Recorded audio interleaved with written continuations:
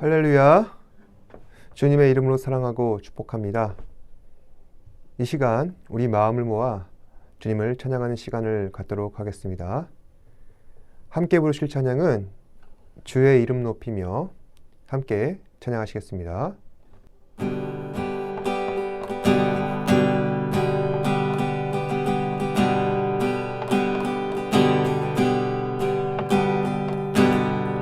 주의 이름 높이며 주를 찬양하나이다. 나를 구하러 오신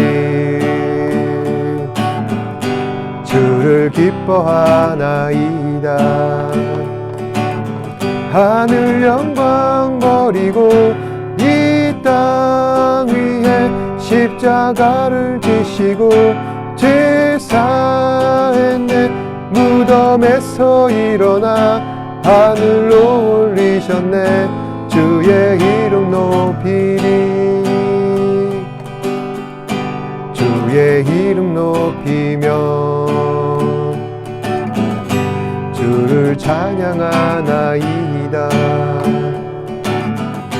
나를 구하러 오신 주를 기뻐하나이다. 하늘 영광 버리고 이 땅 위에 십자가를 지시고 제사에 내 무덤에서 일어나 하늘로 올리셨네. 주의 이름 높이리. 하늘 영광 버리고 이 땅 위에 십자가를 지시고 제사에 내 무덤에서 일어나 하늘로 올리셨네. 주의 이름 높이리. 하늘 영광 버리고 이 땅 위에 십자가를 지시고 제사에 내 무덤에서 일어나 하늘로 올리셨네. 주의 이름 높이리.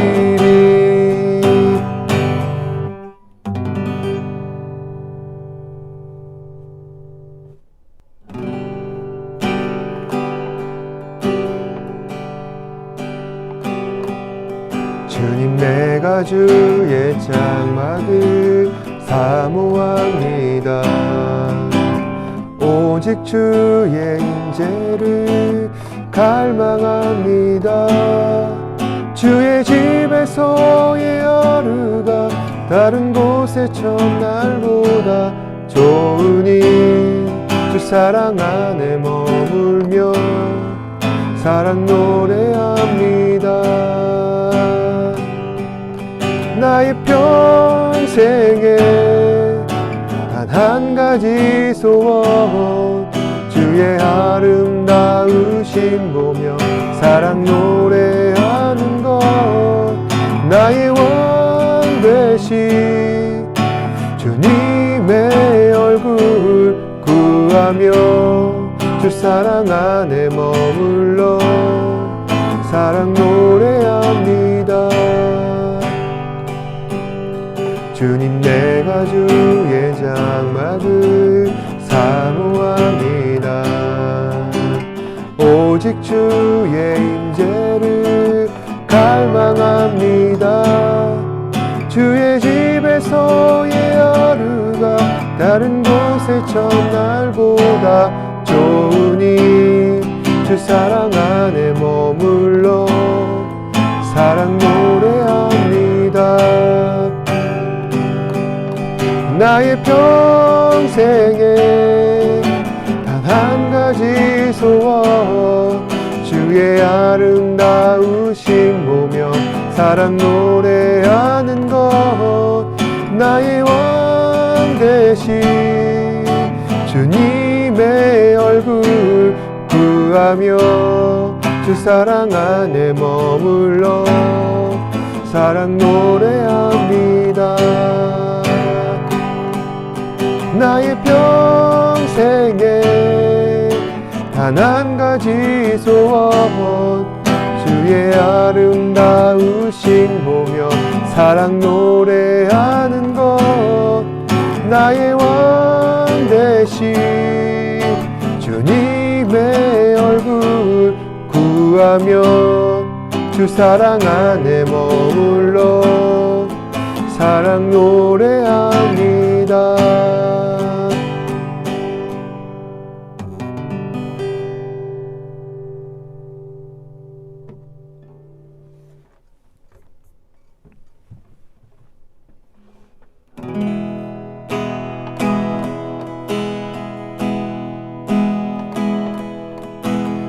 내게로부터 눈을 들어 주를 보기 시작할 때 주의 일을 보겠네.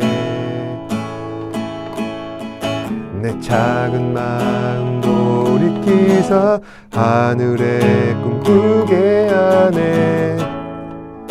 주님을 볼 때 모든 시선을 주님께 드리고 살아계신 하나님을 느낄 때 내 삶은 주의 역사가 되고 하나님이 일하기 시작하네. 성령이 나를 변화시켜 모든 두려움 사라질 때 주의 일을 보겠네. 방패한 땅 한가운데서 주님 마음 알게 되리. 주님을 볼 때 모든 시선을 주님께 드리고 전능하신 하나님을 느낄 때 세상은 주의 나라가 되고 하나님이 일하기 시작하네. 모든 시선을 주님께 드리고 전능하신 하나님을 느낄 때 세상은 주의 나라가 되고 하나님이 일하기 시작하네. 모든 시선을 주님께 드리고 전능하신 하나님을 느낄 때 세상은 주의 나라가 되고 하나님이 일하기 시작하네.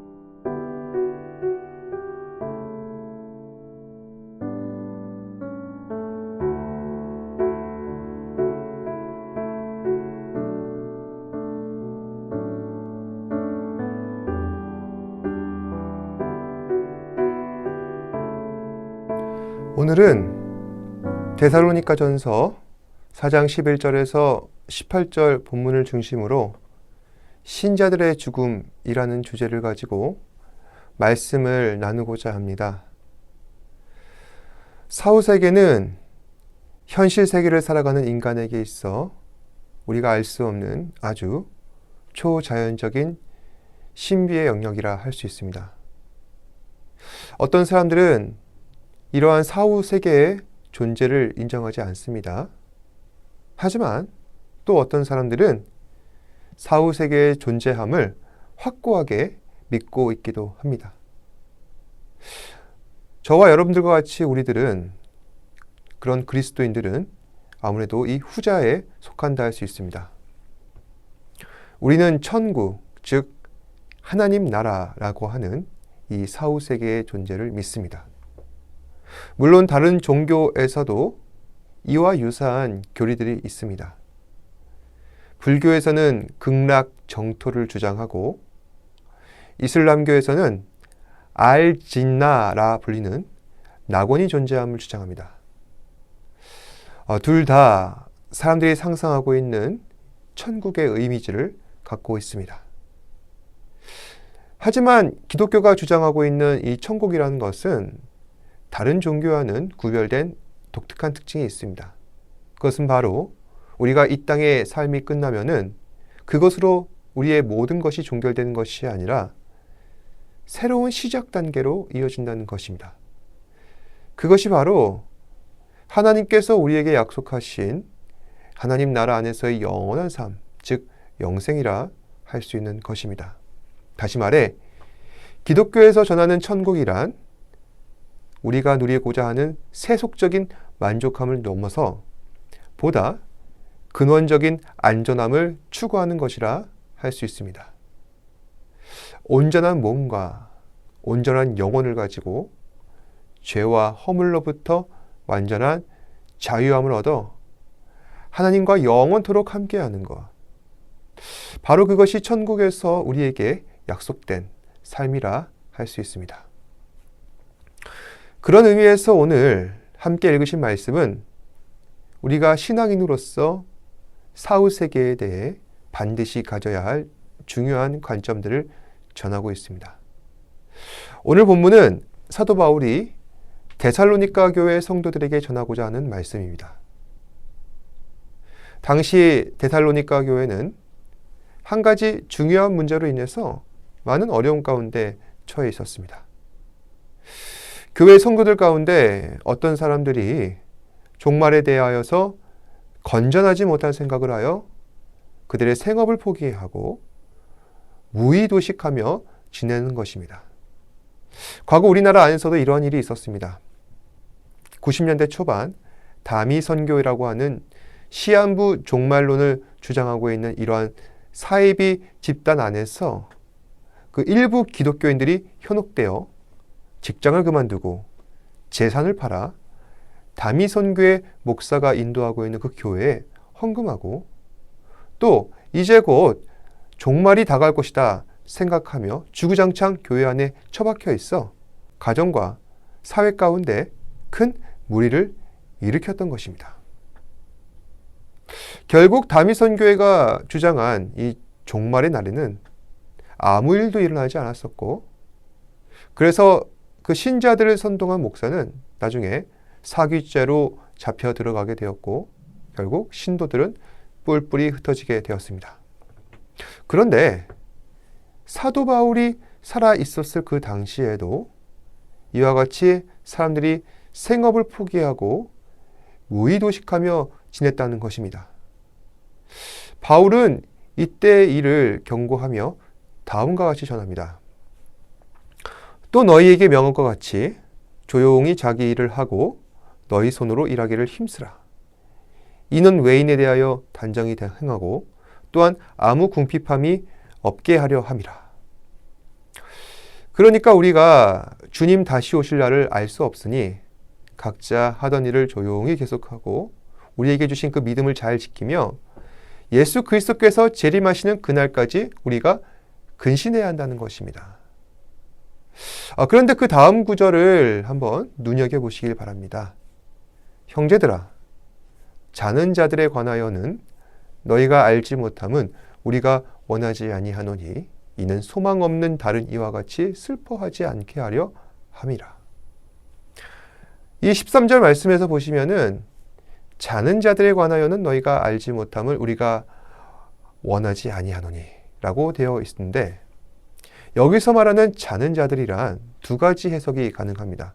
우선 첫 번째는 모든 인간에게 동일하게 정해져 있는 일시적 죽음의 상태입니다. 일시적 죽음이란 그 생명의 연수가 닿음으로 이 땅에서의 삶이 마감되는 것을 말합니다. 또 자는 자들에 대한 또 다른 해석은 진리의 눈이 어두운 사람들을 말하는 겁니다. 앞서 11절에서 12절 말씀에 보시면 사도 바울은 성도들을 향해서 너희는 조용히 자기 일을 하라 명령했습니다. 왜 사도 바울은 사람들에게 이 너무나도 당연한 당부를 하였던 것일까요? 앞서도 말씀드렸지만은 사후 세계에 있어서 잘못된 이해로 생업을 포기하고 무의도식하며 그저 주님 오실 그날만을 하염없이 기다리고자 하는 어리석은 사람들이 있었기 때문입니다. 따라서 사도 바울은 이 말씀을 통해 두 가지를 분명히 합니다. 하나는 우리는 모두 일시적 죽음을 벗어날 수 없는 연약한 존재이다. 하지만 하나님께서는 우리에게 그리스도로 인하여서 영원한 생명으로 반드시 인도하실 것이다. 그러기 위해서는 지금 우리에게 주어진 현재의 삶에 최선을 다하고 절대로 진리에 대한 눈이 어두워진 자는 자들, 즉 사이비 같은 자들에게 현혹되지 말라는 것입니다. 그럼 여기서 좀 더 심층적으로 들어가 과연 인간의 사후 세계는 어떻게 전개되는가 교리적인 설명을 드리도록 하겠습니다. 사람은 누구나 반드시 육체적으로 죽게 됩니다. 그런데 기독교에서 말하는 이런 육체적 죽음이란 죽는 것이 아닙니다. 성경에서는 육체적 죽음을 당한 사람을 자는 자라 표현합니다. 그러니까 앞서 말씀드린 일시적 죽음의 상태에 처한 사람과 동일한 개념이라 할 수 있습니다. 그런데 인간은 육체적으로 죽게 되면은 그 다음엔 어떤 일이 벌어지는가? 사람 안에 있는 영혼이 몸과 분리되는 겁니다. 그러면 우리의 몸은 반드시 썩어서 흙으로 돌아가게 되는 것이고, 성도의 영혼은 하나님께서 약속하신 영원한 나라로 들어가는 것입니다. 하지만 죽은 사람들 가운데서도 구원받지 못한 사람, 그러니까 예수 그리스도를 영접하지 못한 사람들도 있습니다. 이런 사람들은 성경에서 음부라 하는 곳에 들어가게 되는데, 이것은 우리가 흔히 이야기하는 지옥이라 할 수 있습니다. 그렇다면은 예수 그리스도를 믿는 성도의 육신은 과연 어떻게 되는 걸까요? 우선 사람은 모두 죽으면은 반드시 흙으로 돌아갑니다. 이것은 어느 누구도 예외가 될 수 없습니다. 그런데 앞서 말씀드린 대로 성경에서는 성도들의 몸은 죽은 게 아니다, 잔다라고 표현하고 있습니다. 그러니까 믿는 자의 육신은 영원한 소멸을 당하는 것이 아니라 잠시 땅에 묻혀 있다가 우리 주님께서 재림하시는 그날 온전한 몸으로 다시 부활하기 때문에 성도의 육신은 잔다고 표현하는 겁니다. 그리고 마침내 예수님께서 다시 오시는 그날 우리의 육신은 가장 아름다운 모습으로 부활하게 된다는 것입니다. 어떤 사람은 우리 인생 가운데서 가장 외모가 절정이었을 때, 또 우리의 육체적인 능력도 가장 정점을 찍었을 때, 가장 전성기 때 좋았던 모습으로 부활할 것이라 생각하는 경우가 있습니다. 그런데 육체의 부활이란 그 이상이라는 것입니다. 가장 영광스럽고 가장 강하고 가장 신령하고 하늘에 속한 이상적인 모습으로 우리 육신이 부활한다는 것입니다. 따라서 우리는 육신의 부활을 생각함으로 인해 우리에게 정해진 죽음의 약속을 두려워하지 않아도 된다는 것입니다. 왜냐하면 죽음이란 잠깐의 고통일 뿐이요, 그 고통은 영원히 지속되는 것은 아니기 때문입니다. 그리고 또 한 가지, 우리가 죽음을 전혀 두려워하지 않아도 되는 이유 가운데 하나는 바로 우리 안에 있는 무죄함 때문입니다. 여기서 우리가 오해하지 말아야 할 것은 우리는 죄인이 맞습니다. 따라서 우리는 모두 하나님의 심판을 피할 수 없는 사람들입니다. 그런데 우리 안에 무죄함이 있다? 이게 무슨 뜻일까요? 그것은 바로 예수 그리스도께서 우리의 모든 죄를 대신 짊어지심으로 하나님께서 우리 안에서 죄를 발견하실 수 없었다는 것입니다. 그로 인해 우리는 죄로 인한 심판에서 벗어났다는 것입니다. 죄로 인한 심판이란 영원한 사망, 그러니까 음부에 떨어지는 것을 말합니다. 그럼 마지막으로 한 가지 더. 예수님께서 이 땅에 다시 오실 때 과연 어떤 일들이 일어날 것인가? 또 우리 주님께서는 다음과 같이 말씀하십니다. 이는 그때에 큰 환란이 있겠음이라. 창세로부터 지금까지 이런 환란이 없었고 후에도 없으리라.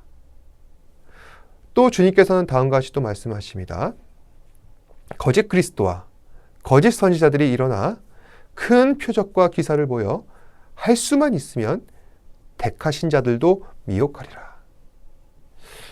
예수님께서 말씀하신 종말의 때란 바로 이러한데 세상 가운데 반드시 큰 환란이 일어날 것이고 그래서 서로 전쟁하고 기근이 발생하여 나라와 나라가 서로 대적하는 아주 끔찍한 일들이 일어날 것이다. 또 세상에는 거짓 선지자, 거짓 그리스도인들이 나타나 사람들을 현혹하고 특히 예수 믿는 사람들도 미혹시킬 것이다. 마치 오늘날 우리에게 나타나는 일들과 매우 흡사해 보입니다. 그래서 어떤 사람들은 지금 말세가 가까운 거 아닌가라고 생각하기도 합니다. 하지만 역사 속에 이런 때는 언제나 있어 왔습니다. 두 차례에 걸친 세계대전 가운데서도 사람들은 이제 드디어 세계 종말의 때가 가까웠다라고 생각했습니다. 또 중세시대 패스트가 창궐했을 때에도 그 당시 유럽 사람들은 종말이 일어나고 예수께서 재림하실 것이다 확신했습니다. 그런데 지금 와서는 어떻습니까? 그 당시 염려하던 지구 종말의 때는 아직 안 왔습니다. 결국엔 그 때와 시기는 우리가 알 수 없는 것입니다. 하지만 분명한 사실은 예수님께서는 반드시 이 땅에 오실 것입니다. 그리고 그때가 되면은 예수님께서 말씀하신 것처럼 세상에는 큰 환란이 있을 것이고 거짓 선지자들이 반드시 일어나게 된다는 것입니다. 그런데 중요한 것은 이러한 종말의 때 우리가 어떤 모습으로 있어야 하는가? 예수님께서 우리에게 당부하신 것처럼 늘 깨어 기도하며 바른 진리 안에 거하고 서로 사랑으로 섬기며 각자 주어진 그 현재의 삶을 충실하게 임해야 한다는 것입니다. 또 그러면 예수님께서는 이때 재림하실 때 어떠한 모습으로 또 나타나실 것인가? 우선 세 가지는 확실한데요. 첫 번째, 예수님께서는 가장 영화로우신 왕의 모습으로 이 땅 가운데 구름 타고 다시 오실 것입니다. 이 말씀은 이미 예수님께서 제자들을 떠나시며 약속하신 말씀입니다. 두 번째, 예수님께서는 육체적으로 오실 것입니다. 따라서 예수님은 보이지 않게 오시는 것이 아니라 분명하게 보이는 모습으로 오실 것입니다. 마지막, 예수님께서는 갑자기 오실 것입니다. 성경에서도 예수님은 도적과 같이 오신다 말씀하셨습니다. 도적같이 온다는 것은 예측 불가하다는 것입니다. 따라서 우리는 항상 주님 오심을 예비하며 준비된 사람으로 있어야 합니다. 그래서 예수님께서 이 땅에 다시 오시게 될 때 그때로부터 하늘 법정이 개정됩니다. 하나님께서는 재판장 되시고 예수님께서는 우리를 변호하시는 카운셀러로서 옆에서 함께 하십니다. 하나님께서는 그 재판정에서 예수 믿는 사람들의 의를 발견하시고 그들을 용서하시고 영원한 하나님 나라에 들이십니다. 하지만 예수 믿지 않는 사람들은 어떻습니까? 영원한 죽음의 형벌에 처하게 된다는 것입니다. 그렇게 세상을 향한 하나님의 심판이 거행되면 과연 세상은 어떻게 되는 걸까요? 모든 것이 다 리셋되는 겁니다. 그러니까 새하늘과 새 땅으로 다시 창조되는 것이라 할 수 있습니다. 그리고 우리는 하나님의 은혜 안에서 영원토록 하나님과 함께 살아가며 영광 돌리는 삶을 살아갈 수 있게 됩니다. 사랑하는 여러분, 우리는 하나님의 크신 은혜로 말미암아 영원한 죽음과 음부의 권세로부터 벗어나게 된 축복받은 자들입니다. 이 사실을 명심하시고 오늘 하루도 주님 다시 오실 날을 고대하며 현재 주어진 모든 삶 가운데서 최선을 다하며 하나님께 영광 돌리는 삶을 살아가시는 저와 여러분 되시기를 주님의 이름으로 축복합니다. 기도하겠습니다. 사랑과 은혜가 풍성하신 아버지 하나님, 오늘 우리에게 은혜를 주셔서 우리에게 약속된 영원한 생명과 또한 부활의 몸을 다시 한 번 더 말씀을 통해 확신하게 하시고 주님께서 이 땅에 오실 때 우리의 몸을 영화롭고 가장 아름다운 모습으로 회복시키신다는 것을 다시 한 번 더 말씀을 통해 깨닫게 하신 거 감사합니다. 우리가 세상을 바라보면은 소망이 없고 또한 비참한 현실을 바라볼 때가 많지만은 주께서 우리에게 보여주시는 진정한 소망은 그리스도 안에서 다시 새하늘과 새 땅이 회복되고 또한 하나님께서 그 땅 가운데에서 우리를 인도하셔서 하나님의 은혜로 말미암아 주님과 같이 영원토록 사는 이상적인 하나님 나라가 우리의 최종 목표인 것을 다시 한 번 더 명심하게 하여 주시옵소서. 그리하여서 그리스도 안에서 이러한 소망을 갖게 하시고 또한 오늘 하루를 살아갈 때 최선을 다해 내게 주어진 삶을 살아갈 수 있는 우리 사랑하는 지체들 되게 하여 주시옵소서. 모든 것에 감사드리며 살아계신 예수님 이름으로 기도드립니다. 아멘. 하늘에 계신 우리 아버지여, 이름이 거룩히 여김을 받으시오며 나라가 임하시오며 뜻이 하늘에서 이루어진 것 같이 땅에서도 이루어지이다. 오늘날 우리에게 일용할 양식을 주시옵고 우리가 우리에게 죄 지은 자를 사하여 준 것 같이 우리 죄를 사하여 주시옵고 우리를 시험에 들게 하지 마시옵고 다만 악에서 구하시옵소서. 나라와 권세와 영광이 아버지께 영원히 있사옵나이다. 아멘. 힘을 내요 당신의